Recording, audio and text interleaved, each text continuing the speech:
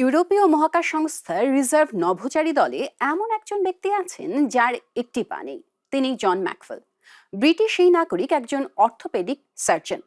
আন্তর্জাতিক মহাকাশ স্টেশনে যাওয়ার জন্য প্রশিক্ষণ নিচ্ছেন তিনি। চলুন পরিচিত হয়ে তার সঙ্গে আর জেনে আসি কিভাবে চ্যালেঞ্জ মোকাবিলা করেন তিনি।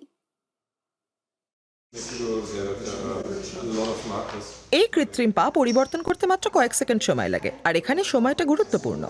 জন ম্যাকফেল একজন রিজার্ভ নভোচারী, বিশ্বের প্রথম শারীরিকভাবে প্রতিবন্ধী নভোচারী তিনি। তিন ধরনের কৃত্রিম পা আছে, একটি দৌড়ানোর জন্য, একটি মহাকাশ স্টেশনে দৈনন্দিন কাজের জন্য, আর অন্যটি উড্ডয়ন ও অবতরণের সময় স্পেসস্যুটের নিচে পড়ার জন্য। জন ম্যাকফেল এখন একটি প্যারাবোলিক ফ্লাইটে চড়ে মাইক্রোগ্র্যাভিটি অবস্থায় তার কৃত্রিম পা পরীক্ষা করে দেখবেন। ইউরোপের 40 জন বিজ্ঞানীর সঙ্গে তিনি বিশেষভাবে রূপান্তরিত একটি এয়ারবাস A310 চড়ে এই পরীক্ষা করবেন। জন ম্যাকফেলের কাজগুলির মধ্যে একটি হলো ট্রেডমিলে দৌড়ানো।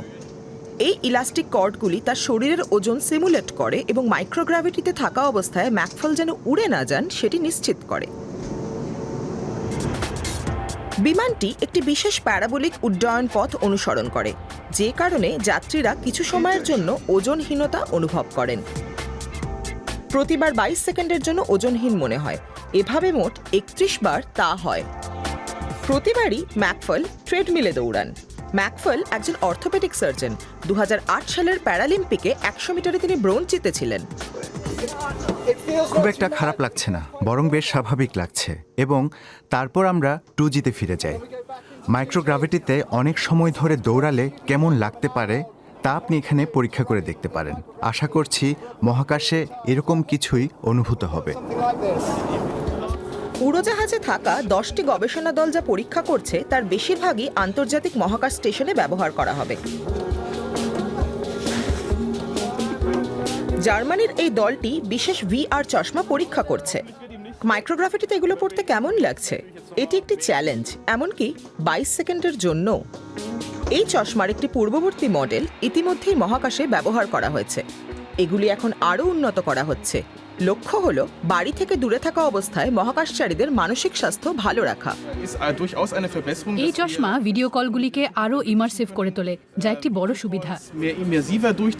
আমাদের লক্ষ্য হল মহাকাশ স্টেশনে প্রচুর সময় কাটানো মহাকাশচারীদের মানসিক সুস্থতা নিশ্চিত করা। তারা যেন প্রিয়জন এবং পরিবারের সঙ্গে ভালোভাবে যোগাযোগ করতে পারেন। জন ম্যাকফেলের কৃত্রিম পাগুলি জার্মানি এবং অস্ট্রিয়ায় তৈরি। এর সঙ্গে উন্নত প্রযুক্তি যুক্ত করা হয়েছে। এটা কি আপনার পায়ের যন্ত্র? হ্যাঁ, হার্ডওয়্যারটি একেবারে যান্ত্রিক। এর সঙ্গে এই সেন্সরগুলো যোগ করতে পারি, কিন্তু আমার অন্য পায়ে এখানে এটিতে এই সিস্টেমটি ইতিমধ্যে যোগ করা আছে। সম্ভাব্যতা পরীক্ষায় উত্তীর্ণ হওয়ার পর ম্যাকফেল এখন ISS এ যাওয়ার একটি মিশনের জন্য প্রশিক্ষণ নিচ্ছেন।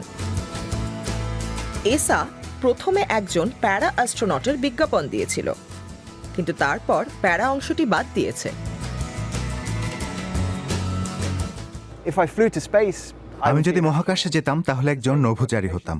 আমারও একই রকম যোগ্যতা, একই রকম দক্ষতা, একই রকম প্রশিক্ষণ থাকতো। বিষয়টা এমন যে আমি একজন প্যারাসার্জন নই, আমি একজন সার্জন। আমি একজন প্যারাডেট নই, এবং আমি মনে করি না যে আমাদের ভাষায় এই পার্থক্য তৈরি করা দরকার। এই পার্থক্য থাকার কোনো দরকার নেই। এখন ম্যাকফেলের লক্ষ্য হলো এমন এক মিশন যেখানে 22 সেকেন্ডের বেশি মাইক্রোগ্র্যাভিটি থাকবে।